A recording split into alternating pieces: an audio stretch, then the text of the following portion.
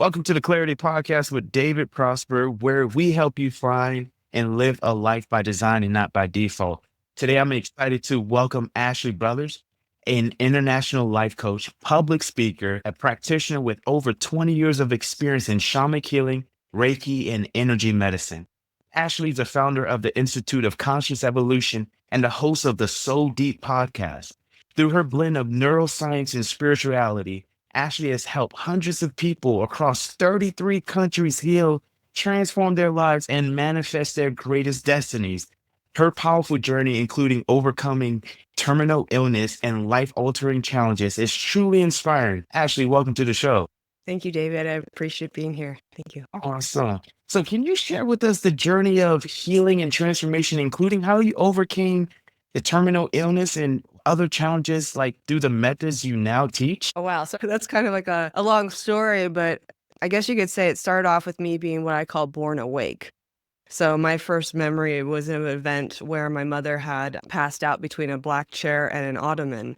And I remember everything that had happened that day, everything she wore, the TV shows she watched, the whole ball of wax, including like playing with little Lincoln logs and blocks next to her body with my sister until my dad got home. And so when I retold this story when I was a freshman in college, my mom kind of freaked out and handed the phone to my dad. And then so I had to retell the story again. And he said, well, everything that you said was correct, except your sister hadn't been fed and changed in 7 hours. And your mother had been 6 months pregnant with you at the time. So I remember the details of everything like it was yesterday. But apparently I wasn't born yet. And so I even remember being brought home as a baby, my first shots being weighed, standing on the edge of my crib watching what I called the gray people, but shadow beings walk around my room and talk to me and touch me and all the different things since I popped out, essentially. And so my first experiences of life were having psychic abilities turned on to see things that other people couldn't see, including having premonitions that would prevent accidents and death, not only for family members and friends, but later for myself. And so I started off my journey with this just intense sensitivity that was compounded by the fact that my mother was a narcissist and bipolar and extremely physically and verbally violent and abusive. So you have like all this mix of the perfect storm happening where for the longest time, I was just so super sensitive to my environment that I suffered from things like depression and anxiety, which a lot of people do. It's sort of like a typical thing nowadays to hear the trauma word. And so for me, I just learned to cope like everybody else and made decisions that ended up in more toxic relationships and things like that over time. And it wasn't until I was about, I would say, 24 years old when I started to seek psychiatric help. I was treated for depression, anxiety, and I was on medications for like 2 years. When I decided there's got to be more to life than this, more to life than being numbed out or drugged up or just feeling like a zombie. And I went for a tarot card reading, and the woman asked me if I knew I could speak to the dead. And that's when all the hair on my body sort of stood on end. And I started to make sense of all these weird experiences I'd had as a child. And so she gave me the phone number of the very first shamanic practitioner I would ever meet in my entire life. And at that time, I was about 100 pounds heavier than I am now. I was suffering from depression, anxiety, and PTSD. And it was pretty much not very social. I hated to be touched, you name it. And so within a certain number of months of the first healing, I lost 100 pounds. I started public speaking, and I just became a totally different person. And so I was like, I want to be able to share with other people how to use their mind, how to use their energy fields, how to use their imagination or their spiritual gifts and skills in order to transform their life and heal. That doesn't require necessarily like Western medicine, because I'd worked in group homes with disabled adults. I'd worked for the government as a medical claims examiner for Social Security disability, was a medical massage therapist in doctors' offices for 11 years. Like, I'd spent so many years in the medical industry and found that Western medicine, although it's really great for things like surgery or accidents, it's not so great for necessarily mental health or for, chronic illness. And so I really started to study with these different practitioners in shamanism or Reiki or different, actually, scientific philosophies or anthropology, even like these different people throughout the world since 2004. Because I'm like, what did the people back in the day know? What do the people in the East know that we in the West are lacking or missing? And so I just started to learn all these different techniques that were so, again, transformative for me. And there came a point about just even at the beginning of my training, I was about a year in when I had a surgery where a doctor left something behind. And it was because of my intuition, because of this voice I was hearing that was giving me advice. It told me that I had something inside my body. And so I called the doctor's office after I'd had this surgery. It was probably about 2 months later. I called them and said, I feel like there's something going on. I need an ultrasound. When I showed up at the doctor's office about 2 months after that, because it took a long time to get in, they said I was fat or constipated, and so it's probably all in my head and I should just go home. But because I had this insistence that there was something going on, I refused to leave the office without an ultrasound. And they did the ultrasound, and I was rushed in for an MRI. And that's where they found two grapefruit-sized masses. But they wouldn't tell me what it was going on, and they just made comments like, we shouldn't have missed it, or it's growing too fast. It should have been present in the last surgery. And when I asked what was, they refused to tell me. And I had a bad feeling that had they done the surgery themselves, had they gone back in, the original doctor, that they would have lied and covered it up. So I went to somebody else, and they found, so the second surgery to remove these masses was 8 months after the first one. And so they had two grapefruit-sized abscesses, one that had a forgotten sponge in it, like a large wad of gauze that had fused all of my organs together and destroyed my left ovary. So they took the masses out, surgically separated all my organs, but I still wasn't healing. So 8 months later, I actually had to go in and have a total hysterectomy because the suture material from the first two surgeries didn't dissolve. So they took out my entire reproductive system and surgically separated my organs again.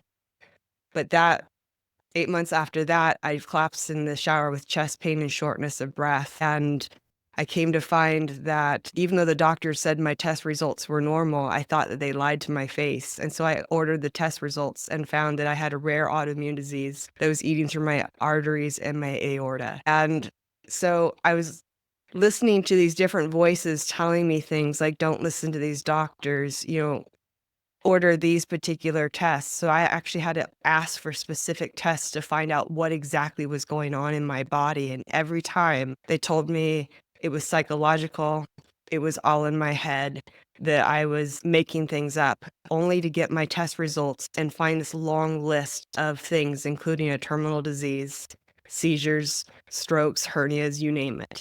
And so I started to realize that what I was going through was deliberate because I was in the middle of a lawsuit for medical malpractice. And so I really had to learn from these different guides or allies or my higher self what to do to turn off this condition, the seizures and the strokes, but also to find a doctor that was willing to save my life. Because at that point, I had lost 90% of the blood to my left arm and most of it to my legs. And I woke up every morning with no circulation in my limbs.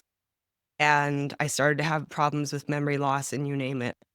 So this guide led me to a doctor that was willing to put synthetic tubes in my chest to give me blood to both my legs, my left arm, and my brain. But I had a stroke. I had 16, but I had one in particular that wiped out my ability to read and do math and to remember who I was. And so I had to call on my shamanic practitioner friends, people who could change my energy, change my physiology through laying on of hands, through sheer power, I suppose you could say. And I got my memory back. my ability to read, to do math. My organs rearranged themselves. The seizures turned off, the strokes turned off, and I don't have the condition anymore. And so there's this to me is so amazing to realize just how much energy, vibration, and intentionality, a strong mind, a strong will can not only keep a person alive, but it can reverse things that are considered impossible. So that's my Mm. story. That's powerful. And thank you for walking us through like your journey of the challenges that you face and the moments of revelations that you revealed. And I'm just curious because I'm a Christian and I believe in God and Jesus and all that. I am curious, like I've never actually had a conversation with someone who practiced the shamanic healing and Reiki. Where does that source come from? So first of all, I want to say, just give a little background. I went to Christian school for 8 years, so that was my foundation. So from age 3 to 11, I was in Christian school. So I learned that to begin with. And then I started to put my feelers out there to the rest of the world, like to learning things like Buddhism and other different traditions to understand what that's about. Reiki itself is where you're tapping into the universal field of energy that just exists within everything around you. Just like, I guess you could call it the ether, or you could say it's the energy that animates all of creation. So you could call that God energy, God source energy. And so you're not trying to make anything in particular happen. You are just being a clear channel for that energy to go through you. So you're not trying intentionally to remove something or to restore something. You are just laying your hands on certain areas of the person's body and allowing it to accept or refuse that energy at will. So you're basically just allowing the intelligence of the other person's body to use it or reject it the way it needs to. So you as a practitioner are not trying to force your will or a particular outcome on them. You're just a channel, sort of like a hose. You're connecting one, or like an extension cord. One, you're plugged into source, and then you're just allowing the energy to flow into the person. That's all. You know what I mean? Within shamanism, that tradition, it's more specific to like Northern Asian traditions where they didn't believe they had access to gods or goddesses or beings like Jesus or angels or God. And so they tapped into their ancestors. And so they may even ask permission from let me back up.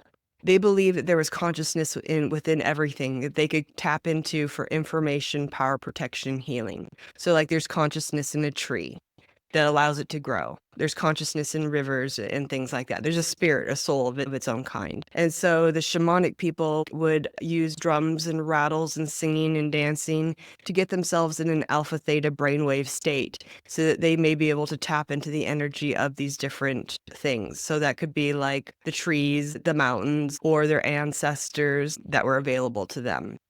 Some of the people in my trainings some of them were Catholic priests, Christian ministers, Mormon ministers. And so they would only allow themselves to tap into Jesus, Mary, angels, things like that, because that was their preference. And so they would just set the intention that only in the name of Jesus, only in the name of Mary, only in the name of angels will I allow this work to funnel through me. So whether, again, that be this life force energy or a message for somebody or, something like that. And so it just depended on the person. But traditionally, the way it's originally done in the shamanic practices is they were tapping into their former ancestors. But as it's been adapted over time and European anthropologists brought it to the West, people adapted it the way they wanted to based on their religious beliefs. Okay, so is it a religion? It's a way of life. And so you could consider it a religion, meaning, or philosophy, I suppose you could say, where they believe that there's an intelligence within everything. People would say that means God's within everything. They just called it Great Spirit because they didn't use the word God, but it meant the same thing.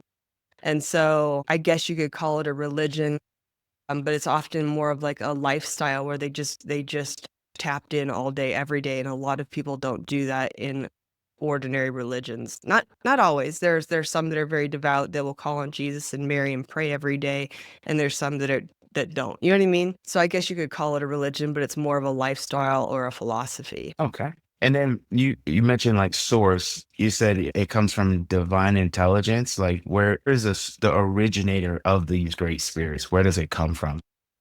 So great spirit is just another term for God, great mystery, because they didn't know what else to call it. They didn't think of it as like some man in the sky type of thing. They just believed it was something that existed all around us. And when you set the intention of like, let's say you use the word God versus something else like Satan. We'll just use those two as two opposing forces. When they were asking for the great mystery, they had the same intention. I only want to work with the light. I'm working with that. And so it's just the source of energy that exists within and around everybody and everything. Just like we would say that about God if we were referencing, what do you want to say, Christianity versus God just being somewhere separate from us and completely removed from us. It's something that's all around us. Okay. And I know like in the Eastern philosophy, like in India, there's like many gods. So to like Yeah. say God, like which God is it coming from? So like if you're talking about like Hinduism, for instance, they have gods and goddesses, which are not like the god. It's not like the source. These are deities that are like people would refer to them just sort of like we would think of angels. They would be beings that are a step down from God. Not to say that the angels are lesser, but you know what I'm saying? Like there's God supreme, and then you have God's allies or what have you. And within things like Hinduism and some of the other traditions, there could be hundreds, if not thousands, of these quote unquote gods. That's not what I'm referring to. When I say God or Great Spirit, I mean the main source where that you would think of God in terms of Christianity. Does that make sense? That It's makes not a little g God. It's like the big source.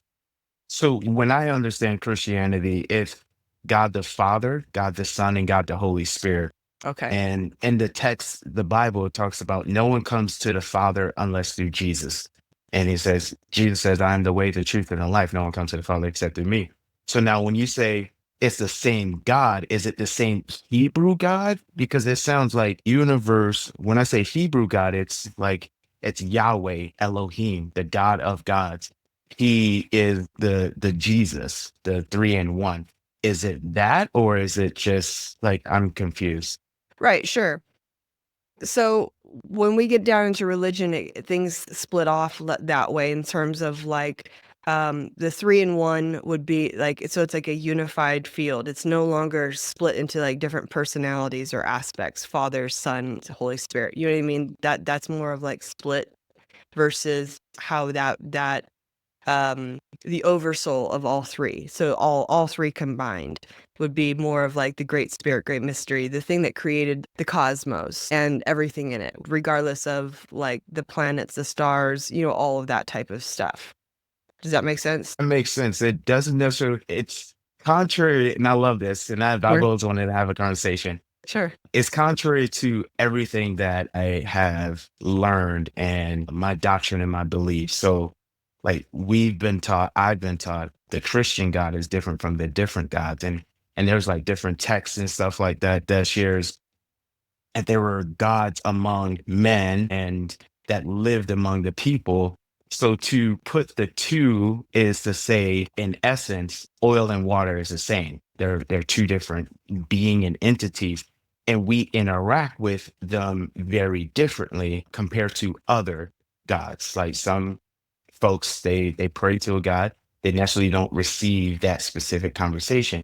In the Christian faith, when we believe in God, we talk to the Father and we pray through Jesus and we believe in the Holy Spirit. It guides us in all truth. So hearing you say that, I love it, and I love the diversity of thought. It's just very contrary to what I've grown accustomed to learning. Well, sure. Like I said, I grew up with the Christian faith, and when certain things were not being answered for me, I sort of stepped away for a little bit and was looking at other things. Not to be rude or mean to whatever I had originally learned, but I'm like, I want to hear what's out there and then make a decision for myself, I suppose you could say. And it's really interesting because I sort of swung back around after doing the shamanic route for 20 years. One of the things that's really interesting to me is that I heard something in my head that gave me the ability to stay alive. And I am so eternally grateful for that. But I also heard things before I even knew about the shamanic training that helped me prevent accidents and death. So something, whether it's my higher self, the universe, something was speaking to me no matter what. And the more I got into the training and started to see darkness, people will often use, it doesn't matter what the what the tradition is, oftentimes they can tap into something because they don't know how to discern what they're talking to. They're just so happy to talk to something that they often get caught up in dark energies. They may think that it's their spirit guide or their angels even. They may even put that stipulation, "My angels, my guardian angels, please talk to me." And because something answers, they assume it must be the thing, and they get tricked a lot of times into possession. I mean, I've seen people's eyes go black, they start speaking different languages, they start hissing and saying stuff, and we'll talk about having to do exorcism. It's not a fun game. And so I've had to actually step back a lot because of the things that I have encountered personally and professionally where I'm like, I want nothing to do with that because there's so much out there that people cannot see and they don't understand. And oftentimes people believe that they've tapped into this, they may even think that they've into Jesus at some points, or Archangel Michael is a favorite one that it's like tongue in cheek for me.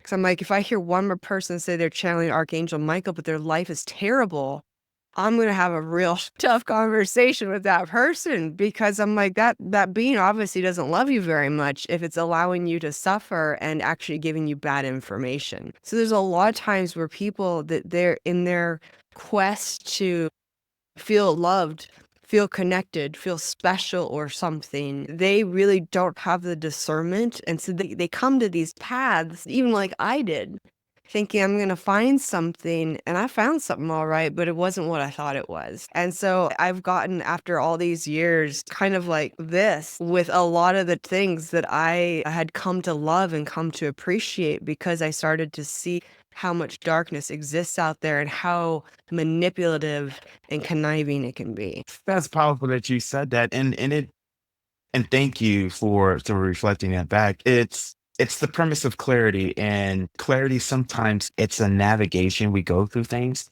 and then we process things, we explore it, and then we see how it aligns. And the fact that you said you've experienced individuals who have tapped into those portals, the spiritual realm, and their lives didn't reflect what they were calling on, and how you were able to say, hey, I'm going to take a step back from that. I'm Haitian American. So I don't know if you're familiar with Haitians. There's a deep rooted voodoo culture Yes.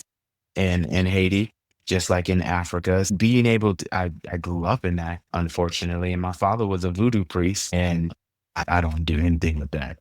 But it's one of the things about clarity is, like, when we talk about where we getting this information from, whether it's through relationships or whatever. So the fruit of our lives is in direct correlation to what we're connected to. So when I ask, where's that source come from? And then you said, it's the great spirits. And then your experience that you just shared, as far as people are living miserable, yet they're calling on these things. And it's just like, the Bible teaches me, like, the fruits of the spirit is love, joy, peace, forbearance, gentleness, kindness, forbearance. So if I'm kind to people, if I'm loving, if I'm gentle, it's like, that's the fruits of the spirit. And in hearing you say that is profound. So when you're walking people through getting clarity and experiencing their very best, like, how would you walk them through to that self-reflection, exploration, so that they can find enlightenment, not enlightenment, alignments. There we go. I'll get it today. Well, one of the things I will say is like through all the years of me doing this work, some people are really receptive to positive energy. So neutral or better energy. A lot of people are in like anger, grief, shame, guilt, all these different things. And so if the practitioner, whoever they are, can generate a feeling of neutral or better energy, joy, gratitude, peace, something, and have that field be strong enough that it helps that person shift out of their negativity into something more positive or kind or loving, that's beneficial. So oftentimes for people like trying to get clarity, it's sort of like I'm 46 years old, so we used to have mall maps where like, you are here, and if you want to get over here, this is the route you need to take. Now we have GPS for that. So I guess that, God bless it, I just dated myself. That's okay. GPS, you are here and this is where you want to be. And so getting clarity for people, really ask themselves, what do you actually want? And a lot of people, when you ask them that question, they can tell you what they don't want. But when you start to really distill it down, what do you actually want? And even break it down into categories. What do you want for your health? What do you want for your love relationships? What do you want for your career, your finances, your friendships, your whatever? And so, just even stepping it out in those different categories. Why do you want it? Because a person has to want it enough that they're willing to do something differently, willing to even be uncomfortable, and maybe even lose some friendships or whatever that may be toxic to them that they're not even aware of. They need to be willing to do certain things differently in order to have that outcome, because a lot of people say, I can't do that because I'm afraid. No, they're not. It's not fear that's keeping them, because there's a lot of people that are terrified, but they're crossing oceans to get here. It's not about fear. It's the unwillingness to be uncomfortable, the unwillingness to receive criticism, the unwillingness to go against customs or traditions. You know what I mean? So there's this unwillingness part. So what do you want? Why do you want it? The why has to be strong enough to be compelling. What do you have to start and stop doing to become that person? Because that version of yourself that you want to be, I guarantee you they're doing something that you currently aren't, and they're not doing something that you currently are. So like for me, like when I had to lose 100 pounds, I had to eat differently. I had to go to the gym, and I've kept it off for 24 years. But I had to have a totally different lifestyle. This isn't like a 2-week diet and just get back on, doing what I was doing. You have to like be committed to a new life. Yeah, you said the word your why, and that's a buzzword. And I love that word, but it's a buzzword. And we use it so much in our language. So when you're talking about why, like how deep does that go? I don't know if you've ever heard of the 7 layers of why, because Why? oftentimes, yeah. So like you'll say something and like, I want this because, and then you ask yourself why, and then whatever that answer is, you ask why, because oftentimes things are means goals versus end goals. Like people will say, I want $1 million. They don't want to just like play around with $1 million of cash. They don't want to just like roll around on the floor with it.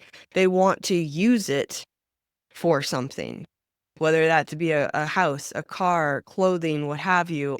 But they also want to be a feeling of freedom. So they start going like, well, why do you want $1 million? Why do you want this? Why do you want that? Why, you know what I mean? You just keep asking the different levels of why, and you may actually come to an end, or you might just keep going, going, going. Because oftentimes, like I said, it has to be compelling enough.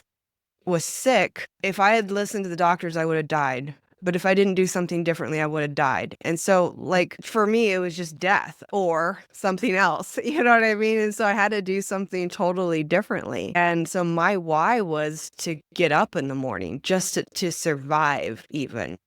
And so I had to be willing to go against medical advice. I had to be willing to go against authority, even, because I felt deep inside me that what the answers they were giving me were not true.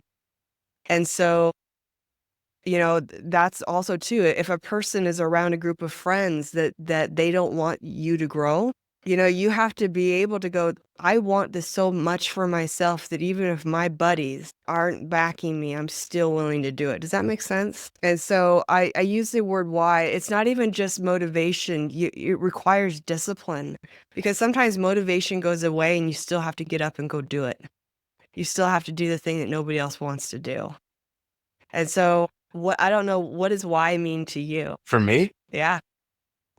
the definition or what's my why? Just the definition, because you said that it's a word that's overused. Yeah, it's overused. It's just like emotional intelligence and abundance. But why, for me, it means understanding our values, our reason for living, and then our gifts, our innate gifts to serve others. It's our why is it's a movement from success to significance, because success is outward focus. What is it going to do for me? I want the money, I want the cars, I want the fame, I want the notoriety. That's outward focus. The significance is inward focus. Okay, as I serve others, I will be valuable. As I serve others, I will contribute. As I serve others, I'm making things better. And my why, I want to make things better. So the why, in my opinion, is moving from success to significance, and it's understanding our values, our gifts, and our ways of contributing to the world. Yeah, so that's like when we're talking about like the 6 basic human needs, some people will want fame or significance, some people will want safety, security. You know, like safety is a big thing for some people. Sometimes that's before they can help serve others, they have to serve themselves, meaning like put the oxygen mask on yourself first type of thing. And in other cases, it might be a contribution. That's what you're talking about. How do I contribute to make the world a better place? How do I add value? Because a lot of times people don't realize that money is the lowest form of motivation. And so if a person has contribution at the top of the list, they may be more willing to do something for others that they may not be willing to do for themselves and or for money. You know what I mean? And so when I was going through my debacle with my health, I was like, okay, universe, I will help as many people as I can for as long as I can if you just save my life. And after 3 years and 40 rejections from doctors in 3 different states, I got an answer. I got a phone call. And it was sort of like that commitment. And so that's what I made my path for the next several years. You know what I mean? Like over the last, so that was back in 2010. And so it's been an extra, 14, 15 years since then. And so that contribution aspect of helping people either improve their health or their life in some way can be like that motivating force that gets them up in the morning, or that makes them do that thing that, again, maybe they wouldn't do for themselves. I like that. Tony Robbins, shout out to Yes. Tony Robbins. The 6 human needs is it's a strong place to start. So now if people want to get in connected with you outside of this podcast, how else can they find you, Ashley? So they can go to my website. It's bonesoftheearth.org. That's sort of like a throwback to my indigenous trainings. So bonesoftheearth.org, or they can email me at alivingprayer8@gmail.com. Ashley, thank you so much for sharing your incredible journey and your profound insights with us today. Your work in blending neuroscience, spirituality, along with your personal story of healing, resilience is truly inspiring. I know our listeners and our audience is going to gain so much valuable tools and perspectives to create clarity and transform their own lives. It's been an honor to have you on the Clarity Podcast. Thank you so much. Thank you. I appreciate it.